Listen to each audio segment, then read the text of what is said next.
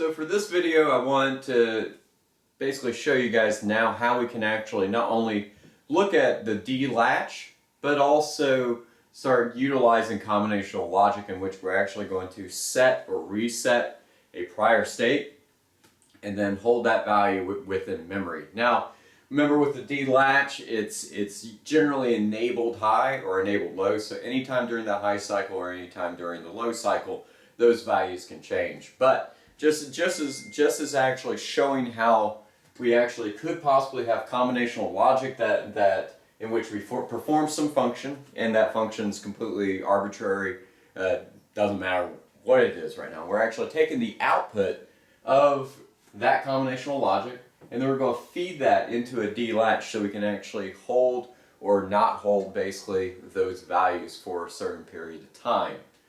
And so based off this combinational logic, the output of the combinational logic feeds in to basically the input of D.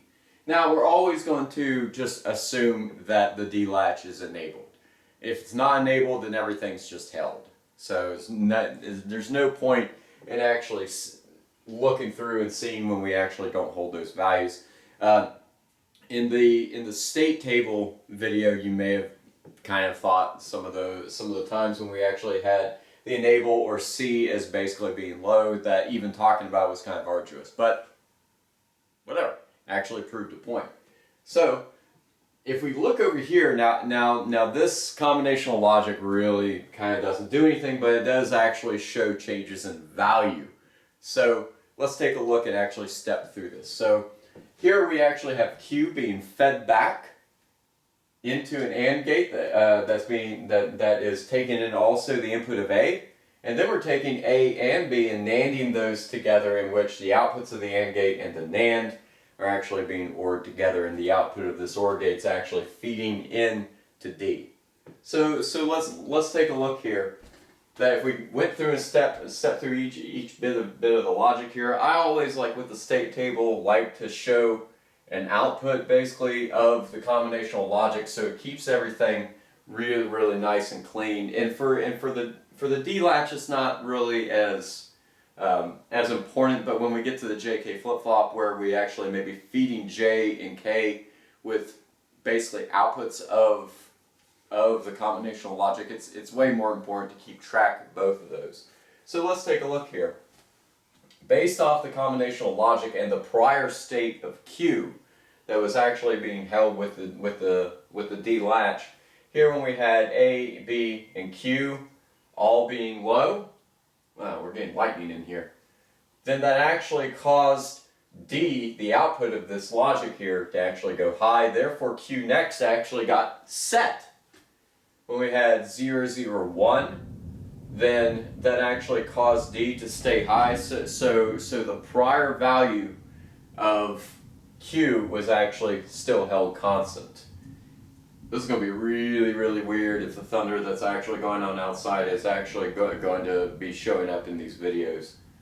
Okay, so let's consider maybe when Q was low again, but then A and B are both opposite of each other, in which we have 0 and 1.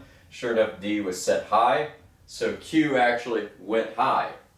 And same down here, Q is high, actually hold that value once again to actually being high. And as we step down through this logic and we actually see what could actually be fed into D, I'm going to skip over a couple of these because I just want to show that sure enough, Q was actually low here, and then A and B were both high. That actually caused the output of D to actually go low, in which the only time we actually had Q next held as being low was actually a 0 right here. But remember, even though this kind of looks like the state table shows, it really doesn't do much, and except for one specific time in which we actually set the value of low, it just goes through and shows that sure enough, based off combinational logic, if we were actually using this to perform a function, we could actually take those values and either change them and hold those values with the D latch.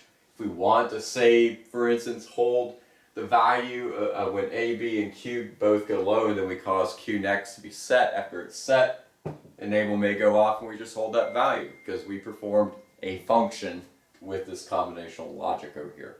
So what we're going to be doing is just continually building upon the use of combinational logic with the D input, or sorry, for the input to the D latch, and then we're going to start building off this with the JK flip-flop. Okay? All right. See you guys next time.